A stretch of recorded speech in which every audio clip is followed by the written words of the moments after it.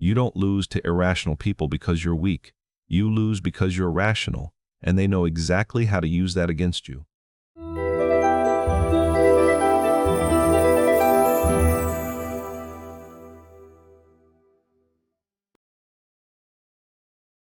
There's a specific kind of trap that only intelligent people fall into. And the smarter you are, the easier it is to walk into it without realizing. We're taught that being rational, fair, and patient is the mark of maturity. And it is, most of the time. But there's a category of people where those very strengths become hooks someone else can pull. Your clarity becomes their leverage. Your fairness becomes their delay. Your patience becomes their permission. In the next 10 minutes, I'll show you why intelligence alone won't protect you from irrational people. And what will. We're not talking about winning arguments. We're talking about keeping your mind intact when someone else is trying to pull you out of it.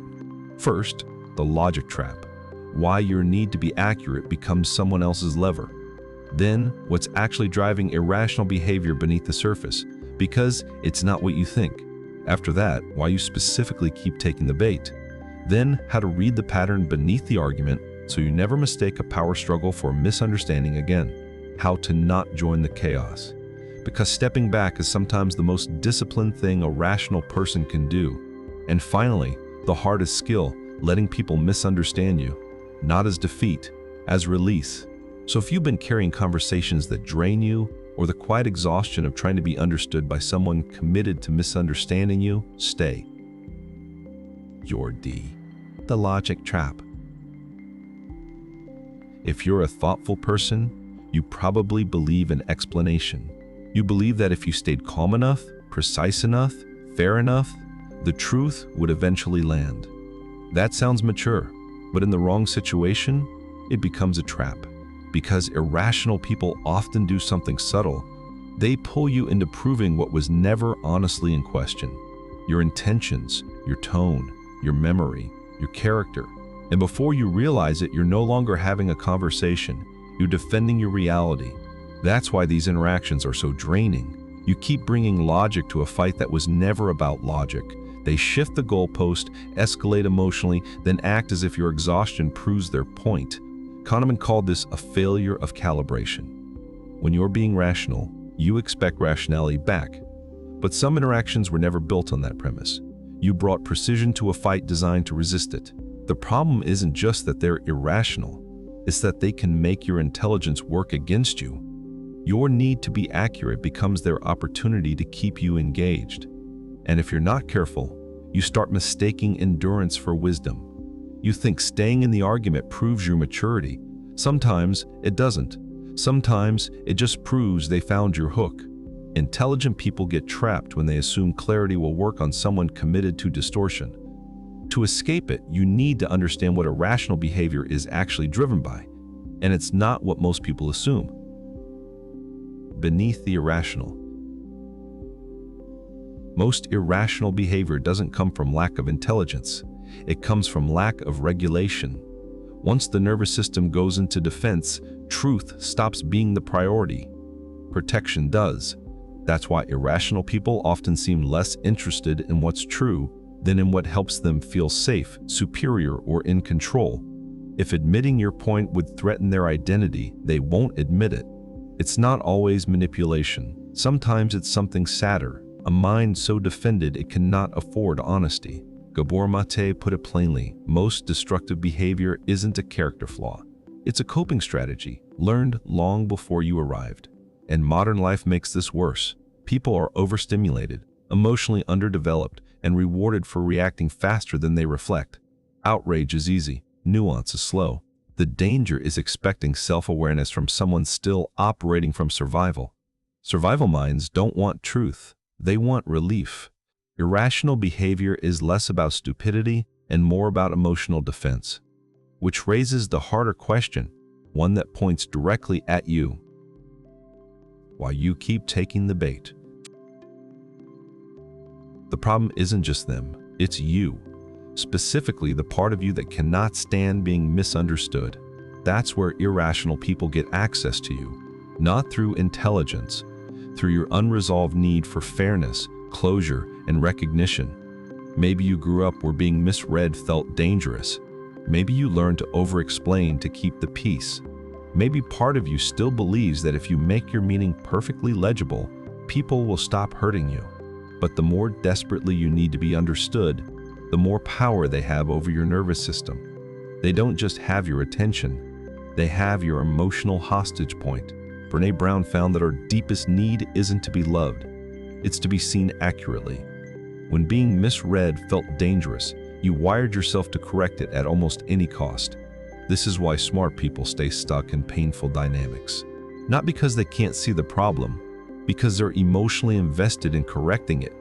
They don't just want to move on. They want the other person to finally say, "You were right, we didn't deserve that." And when that never comes, they keep arguing long past the point of dignity. If you don't face this, you will keep handing your peace to people who have no idea what to do with it. Irrational people hook you most deeply, where you still need validation, fairness, or closure. See that clearly, and the hook loses power. Because what changes next isn't your intelligence, it's your perception. Read the pattern. One of the clearest signs of maturity is this: you stop judging conversations by what is being said and start judging them by what is happening. Is the person trying to understand you, or just defeat discomfort? Are they asking questions or collecting ammunition? Are they responding to your actual point or to a version of you they've already decided to fight? Researchers in conflict psychology name 3 patterns that signal you've left dialogue. Goalpost shifting. They move the target every time you address it. Escalation on retreat. Emotional temperature rises when they're losing ground. Reality distortion. They rewrite what was said or treat your calm as evidence against you. Learn those 3, and you'll never again mistake a power struggle for a misunderstanding. The question stops being, how do I make them understand? It becomes, what is this actually costing me? If you miss it, you keep trying to solve the unsolvable. But if you catch it early, your whole strategy changes. The turning point is when you stop analyzing the argument and start recognizing the pattern beneath it. And once you see it, the real skill begins. Not winning, but responding without surrendering your stability. Don't join the chaos. This is the skill most people never learn. You do not have to attend every emotional invitation that arrives in your direction. When someone is irrational, your job is not to out-argue their confusion. Your job is to protect your clarity. That may mean speaking less, not more. It may mean 1 calm sentence instead of 10 careful paragraphs. It may mean saying, "I'm not continuing this conversation like this," and actually meaning it. Viktor Frankl called it the last human freedom, the space between stimulus and response. Most people in draining conversations have had that space collapsed. Pausing is how you take it back. A lot of people confuse calm with passivity. It isn't. Sometimes calm is the most disciplined form of self-respect. Letting someone keep their distorted version of you costs nothing. Chasing their approval costs everything. This doesn't mean becoming cold. It means becoming harder to provoke, more selective with your energy, less available for confusion dressed up as communication. Every minute you spend trying to regulate an irrational person is a minute you are not using to protect your own mind. Intelligence is not proving yourself to irrational people. It is refusing to let their chaos reorganize your inner world. But that only works if you accept the hardest part. Not everyone will understand you, and some never intended to. Let them misunderstand. There is a painful freedom in realizing that some people will leave with the wrong version of you, no matter how carefully you explain yourself. And for a lot of us, that feels unbearable at first. Because we want reality to be fair, we want truth to matter, we want maturity to be rewarded. But your peace cannot depend on being accurately perceived by people committed to misperceiving you. That is not defeat. That is release. The truly intelligent person is not the one who wins every argument. It's the one who knows where explanation ends and self-abandonment begins. The one who can feel the pull of chaos and still choose not to enter. Because if you don't learn that, irrational people will train you into constant self-defense. Louder, more anxious, more fractured. But if you do learn it, you become harder to bait, harder to confuse, harder to emotionally hijack. Not because you care less, because you finally care about the right thing, your peace, your boundaries, your mind. So here's the practice. The next time you feel the pull, pause. Ask yourself, am I trying to be understood, or am I trying to earn peace from someone who has already decided not to offer it? If it's the second, you already know what to do. Real maturity is accepting that protecting your peace matters more than correcting every false narrative. Not every disagreement is a misunderstanding. Some are power struggles in disguise. Not every person wants truth.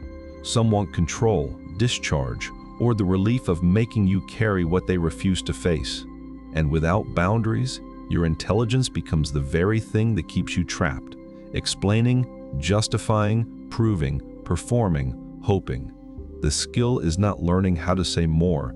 It's learning when not to continue, when not to personalize, when not to trade your nervous system for the fantasy of being finally understood. The people who protect their peace best are not the loudest or the coldest. They are the clearest. Someone else's irrationality does not become your responsibility just because it landed in the same room. Real intelligence isn't about having the sharpest argument. It's about knowing when to stop making one.